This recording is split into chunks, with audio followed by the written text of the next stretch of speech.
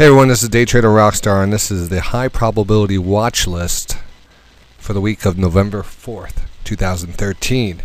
Just came out of another great week, and the markets held up pretty good. We're going to talk about the markets in the first part of this video, and talk about why I'm looking, what I'm looking at, some really interesting patterns starting to develop on the underlying stocks. And then we're going to go into the watch list, which I do think is a really good one this week. Not that each week isn't a great watch list. This one, waiting for some good setups to happen in the last 2 weeks, and I think they're starting to show up this week, so I'm excited about that going into next week. And let's start off just taking a look where the market ended up today. I mean, we can actually see, just looking at the chart, what are we at, 1756 on the cash. Right off the highs, the last 3 days really have been just kind of a grind, and not much really going on. It kind of popped up here, drifted, a little pop, drifted, a little pop, drifted, and really getting back into that 60-minute oversold level. And that's what I like to see here. Fast rotation, starts to look like a flag. Everything looks like a flag. It kind of broke down this little trend line here, but this is the important part here. We did have that nice oversold level. Last time we did have a bias to the upside, and back here we did. And every so often you have those setups. Sometimes you get embedded to the downside, and you have that continuation factor on that. But right now, with the markets the way they're looking, it's pretty strong up here. We'll look for that 60-minute flag here, kind of to break out to the upside and get some follow through up here. There is a chance we could, roll over. We don't know what kind of news is coming out to affect the markets going into next week, and wasn't the best week, and it showed some weakness. We kind of broke down through a major trend line on the let me see if I can bring this up over here. Kind of broke down to a major trend line on the ES futures, E-mini futures, that went out about 2 weeks, and that happened around, you can see where it was up here on Wednesday, and from that point on we've been just chopping around.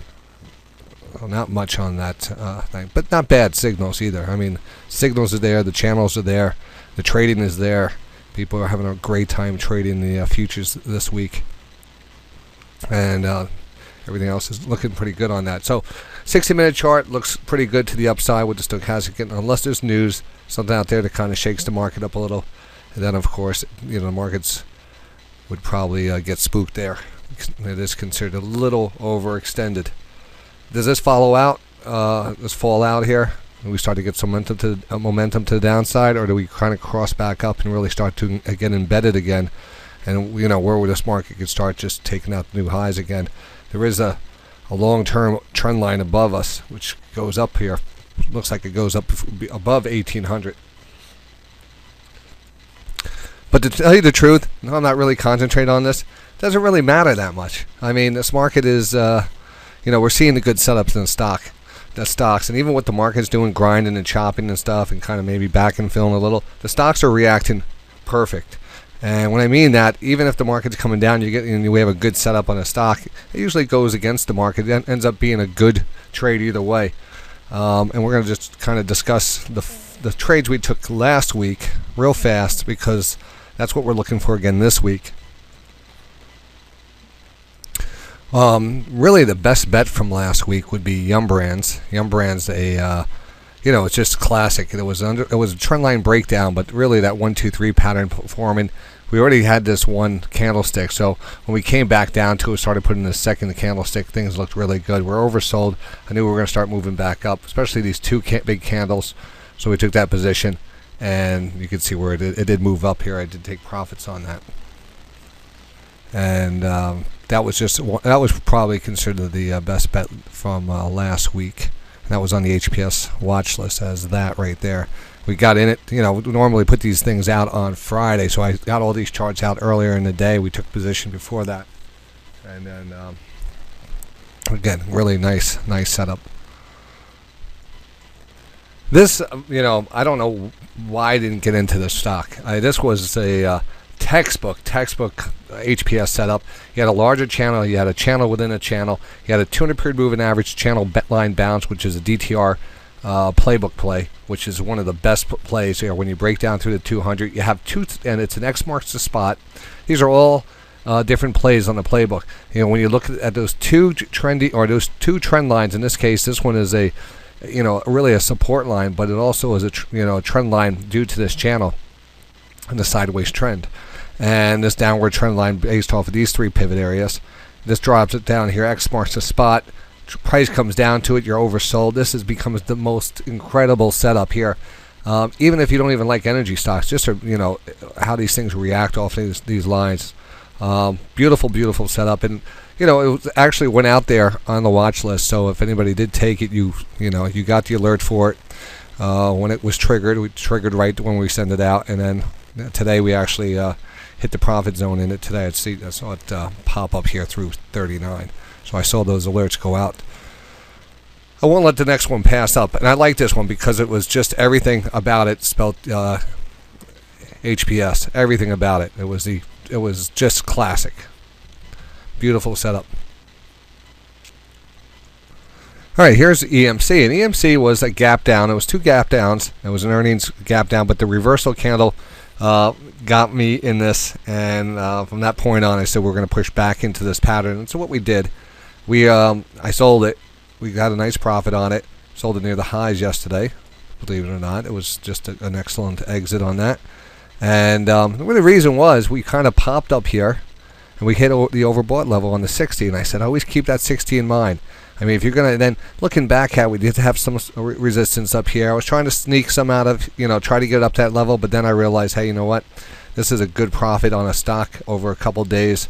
We nailed the entry, and from that point on, we still had to sell. Still could move higher. We got oversold again. Started moving back up, but this was the HPS setup, anywhere around here, and that's what we strive to find each week. I don't want to find anything less. So, that's another thing, I'm going to be talking about more in just a little bit, because you might have a great setup like, here's Dollar General, currently in this, and it's pulled back a little, but, something I did is I said, I want to just get into some safer stocks when the market's kind of extended here that might actually continue to hold their levels if the market did go into a little pullback. And Dollar General, some of these consumer staple stocks, the stocks like Dollar General, dollar stores tend to do good. Even the Costco's. So I just kind of got this play out. I'm not worried about it flagging out. I think this, this trend overall is going to continue, and I think this is actually just part of a flag that's just building right now, and we're probably going to end up moving back up to this level.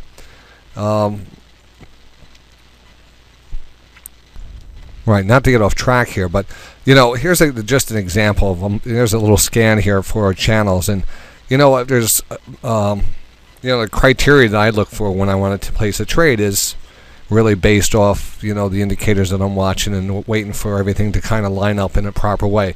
And I've broken that down into a method where each setup is just a kind of its own little setup, and I have a little name to them, and I wait for those to happen. And you can see when we look at an overall, and it's a great cross section of the markets right here. You go on IBM, Coca-Cola, Verizon. Great cross section right there. Santa Fe, some drug stocks. You can see that stocks tend to pattern out like this, and starting to recognize when a pattern's going to change. Take a look at these stocks. Do these look familiar? Yes, we trade these. We trade them because it's very easy to recognize these levels when they come in. Coca-Cola, we've been part of that. Verizon, part of it. Santa Fe Aventus. This alert went out on Santa Fe, not this area here, but this alert right here, because I showed you the divergence. I said this is your downward channel, a higher low. In the other chart I would show you, I'll show it to you in the alerts, but this is why we got into it, and these are the type of things we have to continue to look for. That's almost like going to work each day and just doing your job. You're not trying to reinvent the wheel here or do something spectacular. You're trying to make money. And this is the core of it, waiting for the playbook plays just to set up. And it's not going to happen all the time, because now, take a look. We don't have a channel line, a channel stochastic bounce happening here because the market's really extended. A lot of the daily stochastics are pinned to the overbought section, and there's no trend lines here. We're halfway into the pattern. So to take any of these trades at this point would go against my tight rules that I have, because I'm looking only for certain setups. and that would be considered over trading for myself. Not for everyone, but for me, I would be kind of reaching for things. I know what really works well, and these levels, and I've developed. I mean, just because Coca-Cola has moved, and it's moved up, and you're taking profits, you can take the shorts into this, but there's also pullback plays and 60-minute setups.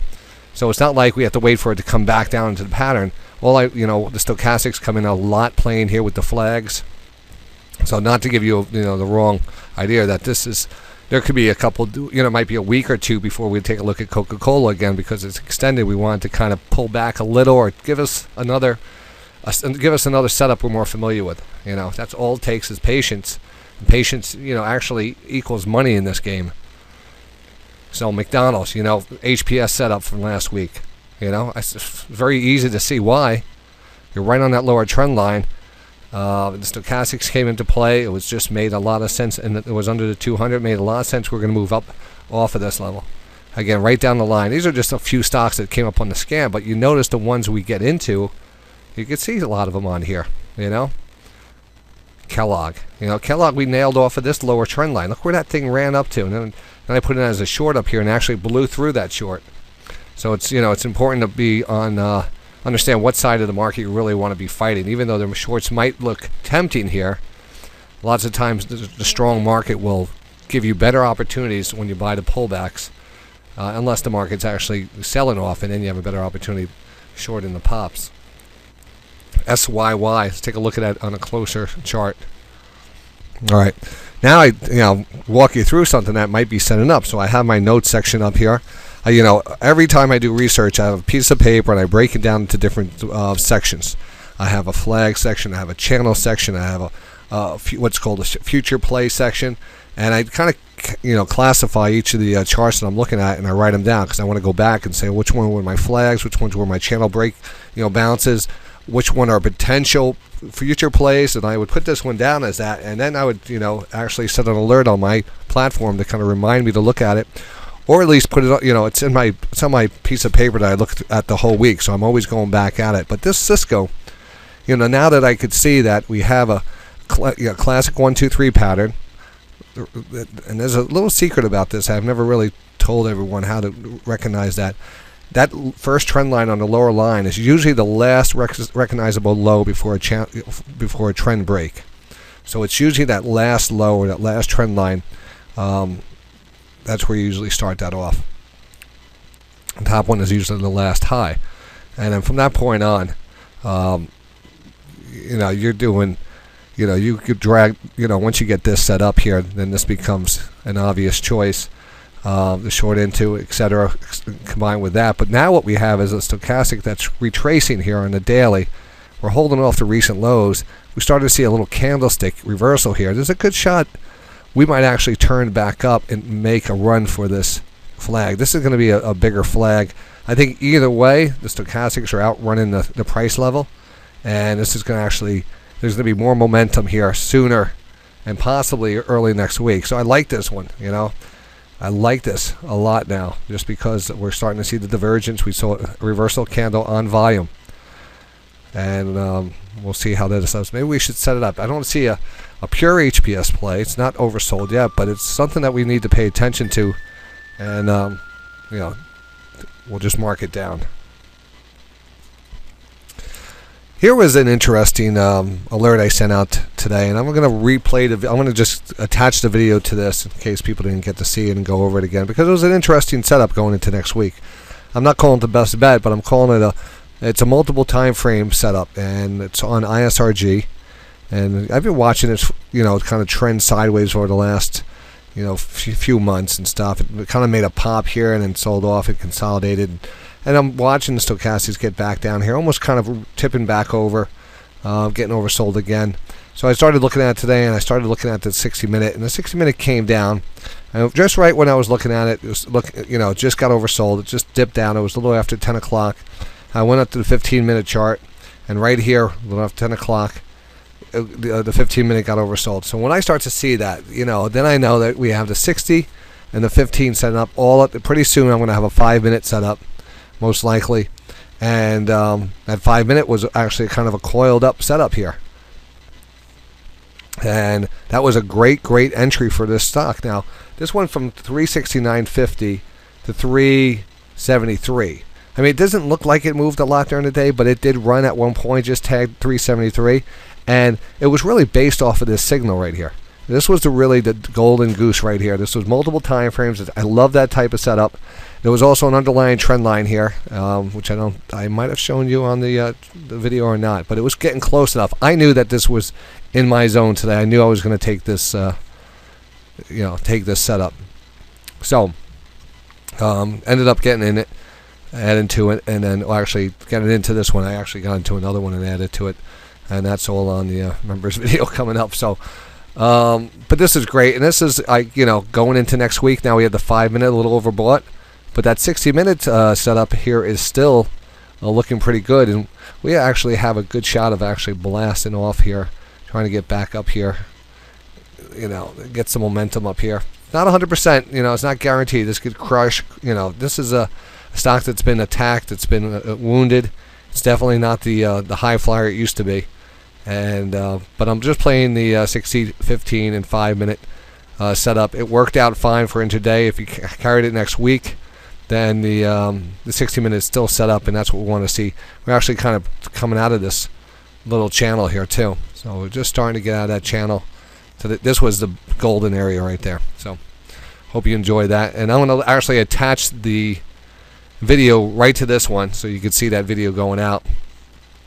And then I'm going to and that'll be the end of it. And then I'm going to work on the members video. And we actually have a lot of great cheat sheets for you. We're talking about the HBS methodology. I've been doing a lot of educational stuff for part of the site, and I'm going to post those and give those to the members today under the high probability video watch list. You'll see those links out there. So some really good information. So that's it. I'll see everyone in the markets on Monday. And if you're a member, you'll hear me talk right after this.